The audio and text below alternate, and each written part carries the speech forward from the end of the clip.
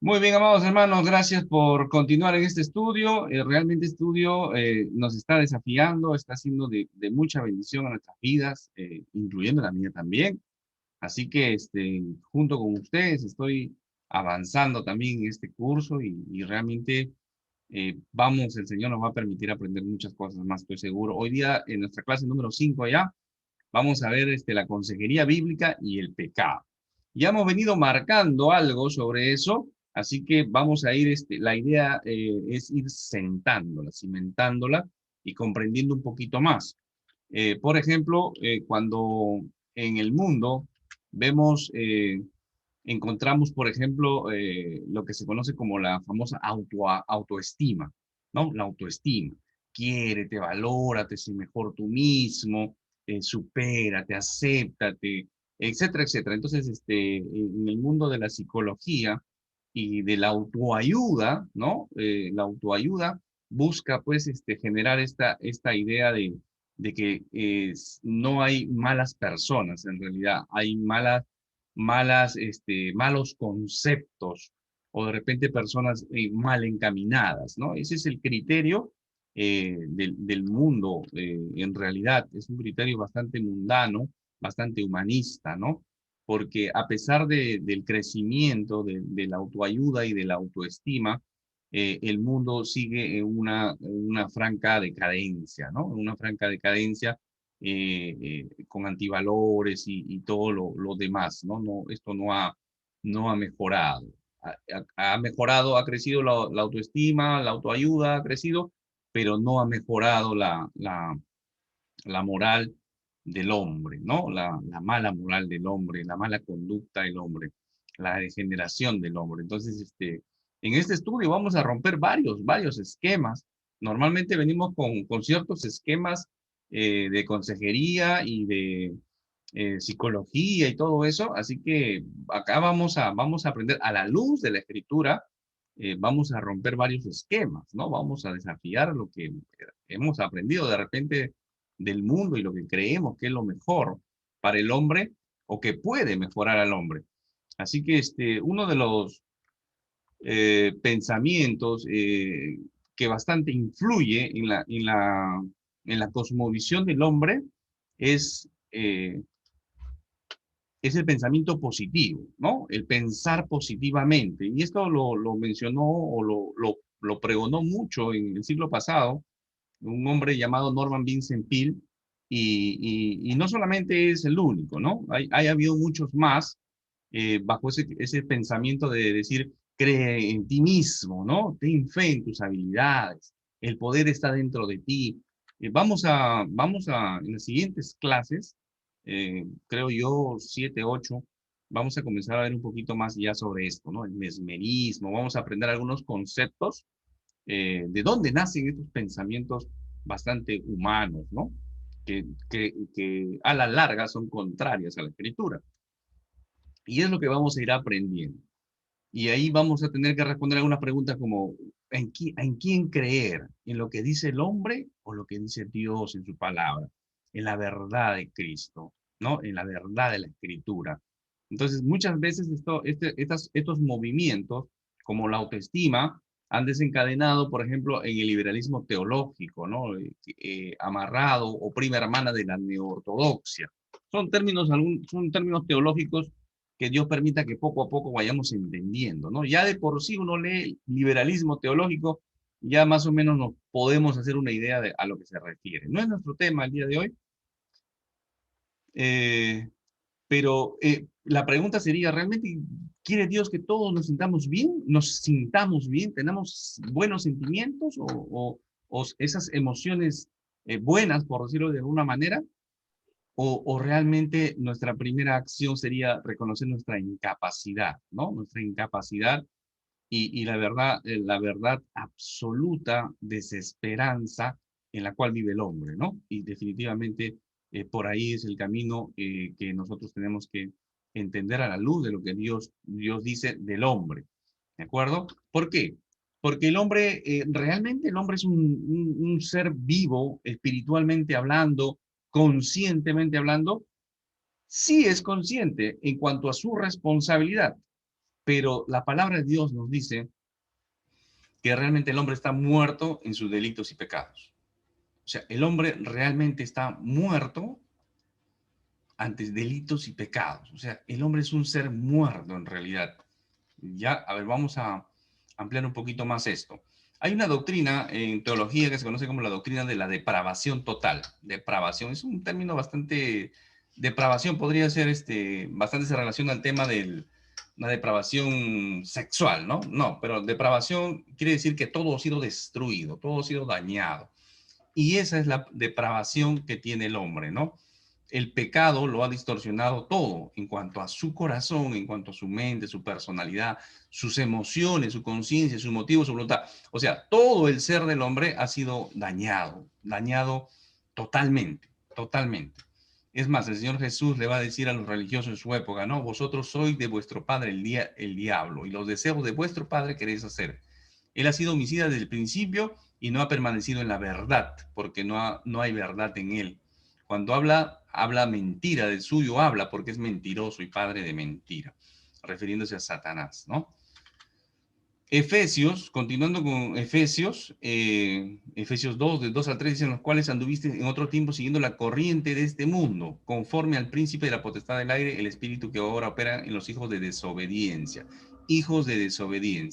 entre los cuales también todos nosotros vivimos en otro tiempo en los deseos de nuestra carne, haciendo la voluntad de la carne y de los pensamientos, y éramos por naturaleza hijos de ira, lo mismo que los demás. O sea, todo hombre está perdido, está depravado. Continuando también en el mismo Efesios, en el mismo capítulo, en los versículos 12 y 13, dice lo siguiente. En aquel tiempo estabais sin Cristo, alejados de la ciudadanía de Israel y ajenos a los pactos de la promesa, sin esperanza y sin Dios en el mundo. Y ahora vosotros estando muertos en pecados y en la incircuncisión de vuestra carne, dice la palabra de Dios. Entonces, Romanos, un tremendo libro, es como la carta magna, ¿no? De la doctrina del cristiano, el libro de Romanos, nos va a decir, no hay temor de Dios delante de sus ojos. Pero dice en Romanos 5:8, más Dios muestra su amor para con nosotros, en que siendo aún pecadores, Dios murió por nosotros. En el 5:10 dice, porque si siendo enemigos fuimos reconciliados con Dios por la muerte de su Hijo, mucho más estando reconciliados seremos salvos por su vida. Hablando de la esperanza en Cristo, ¿de acuerdo? Volviendo al tema de la depravación total del hombre, entonces el hombre es incapaz, está totalmente perdido. Isaías 64:6, un versículo muy conocido, dice, si bien todos nosotros somos como suciedad y todas nuestras justicias como trapo de inmundicia, y caímos todos nosotros como la hoja y nuestras maldades nos llevaron como viento. Nosotros nos dejamos llevar como viento, como hojas al viento, ¿no? Una hojita no dice, no, yo quiero ir por aquí, por ahí. No, nos dejamos llevar. Así es. Y nuestra mejor justicia para Dios es como un trapo de inmundicia, ¿de acuerdo? Alguna vez expliqué esto de trapo de inmundicia, para los que no estuvieron. Trapo de inmundicia es bastante fuerte el término. Las mujercitas, las más veteranas se acordarán, antiguamente no habían toallas higiénicas, ¿no? Pero el periodo menstrual siempre ha existido, entonces se usaban trapos. Cuando dice Dios que nuestras justicias son como trapo de inmundicia, se está refiriendo a eso, un trapo de menstruación. Ya ese es el término en el original, a eso se está refiriendo. Imaginen, ¿no? O sea, la mejor justicia, lo más noble, lo más bueno, lo más bonachón que podamos hacer, realmente para Dios es como un trapo de inmundicia. Así de perdido estamos. El hombre no contempla a Dios, no ama a Dios, no teme a Dios, no busca a Dios, no obedece a Dios. Su corazón está oscuro, malvado, no tiene fe, no lo busca y no entiende las cosas espirituales. Tanto es así que está esclavo, el hombre es esclavo del pecado, está muerto a Dios, está separado de Dios, dice la palabra también. Todo esto lo dice.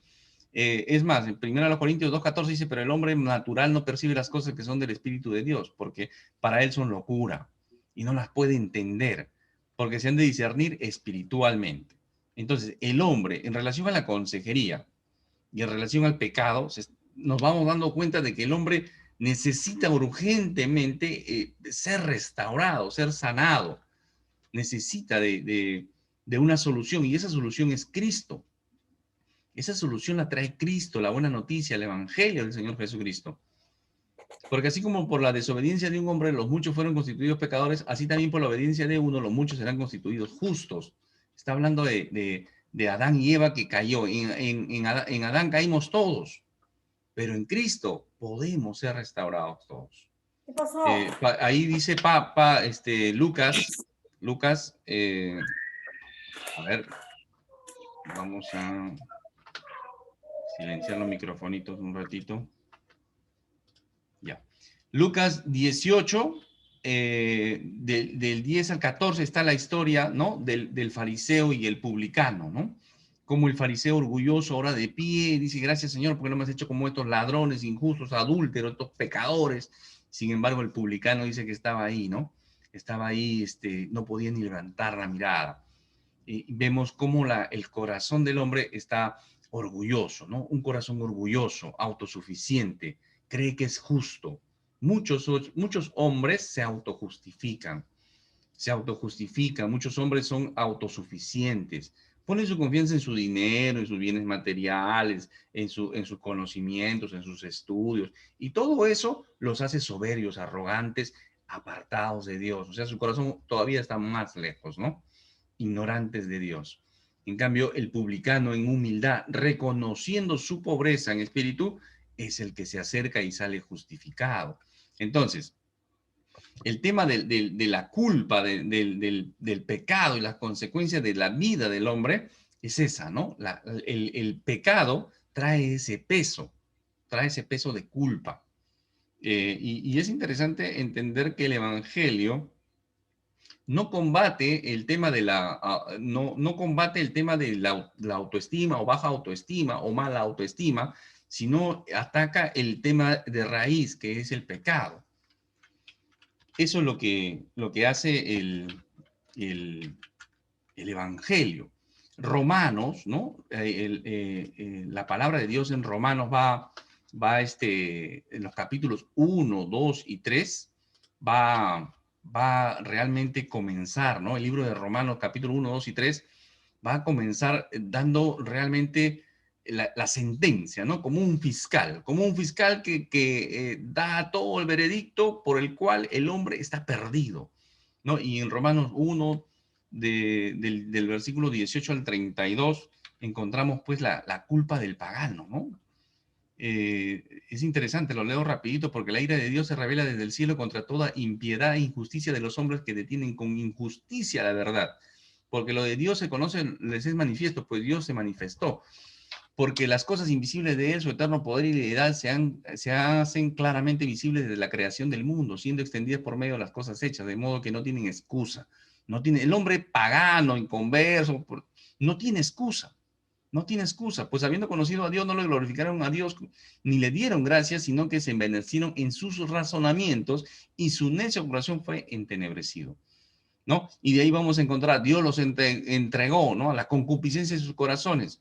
Continúa la lectura y Dios los entregó a las pasiones vergonzosas y comienza una serie de actos totalmente terribles, ¿no? Dios los entregó a una mente reprobada, ya terrible, ¿no? La fornicación, perversidad, avaricia, maldad, lleno de envidia, homicidio, contienda, engaño, maligno, murmuradores, detractores, aborrecedores de Dios, injuriosos, soberbios, altivos, inventores de males, desobedientes a los padres, necios, desleales, sin afecto natural, implacables, sin misericordia, quienes habiendo entendido el juicio de Dios, que los que practican tales cosas son dignos de muerte, no solo las hacen, sino que también se complacen con las que las practican.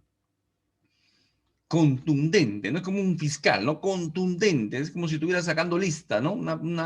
Y esto definitivamente que es un condensado, no es toda la lista, ¿no? Igualmente va a ser con el tema de los moralistas, ¿no? Los moralistas, los que se autojustifican, los que creen que son mejor que otros, etcétera, etcétera. Y después en el capítulo de Romanos 2, desde el 17 hasta 8, si mal no recuerdo, va a hablar de los judíos también. Ustedes también que tenían, ¿no? Toda la ley, que tenían que ser los portadores de la bendición. También los menciona a ellos. Y Romanos, pues, 3 va a continuar diciendo, como está escrito, ¿no? No hay justo ni a uno. No hay quien entienda, no hay quien busque a Dios. Todos se desviaron a una, se hicieron inútiles. No hay quien haga lo bueno, no hay ni siquiera uno. Así de terrible da la carga del pecado y la responsabilidad del hombre en este pasaje bíblico, ¿no? Continúa la lectura ahí, dice que son como sepulcro abierto su garganta, ¿no? Como lengua, con su lengua engañan, veneno de áspida debajo de sus labios, su boca está llena de maldición y de amargura. Está hablando de hombres, está hablando de conductas, está hablando de emociones, está hablando de un corazón pervertido. ¿Se dan cuenta? ¿Se dan cuenta? Esto es terrible porque en este bloque de Romanos 3, por eso le digo Romanos 1, 2 y 3, es contundente. Por eso que cuando uno lee la palabra de Dios, no hay que leerlo de paporreta, hay que leerlo como para mí. Tienes que leerlo como para ti, porque Dios te está hablando a ti. Entonces, eso es lo que el hombre tiene. Esto es lo que el hombre es. Está perdido, no busca a Dios, no teme a Dios, no le importa a Dios. Y su manera de hablar lo delata. Maldice, reniega, habla mal, habla como un veneno, ¿no? Bota veneno, maldice, amargura, sale de su boca. Entonces, y de lo que sale de su boca, sale de su corazón. Ahorita lo vamos a ver. ¿Qué más? No solamente habla, no solamente está alejado, no solamente, sino que hace. Sus pies se apresuran para derramar sangre. Quebranto de ventura hay en sus caminos y no conoció un camino de paz. Solamente es cuestión de ver un poco de tiempo las noticias y ver cómo alguien mata por un celular, cómo alguien le pagan un par de billetes para matar a otra persona, cómo con una pistola se siente con poder, cómo con una pistola cree que matar a alguien es ser mejor que otro y se deleitan en eso, ¿no? Y a nivel mundial ya ni hablar, pues, ¿no?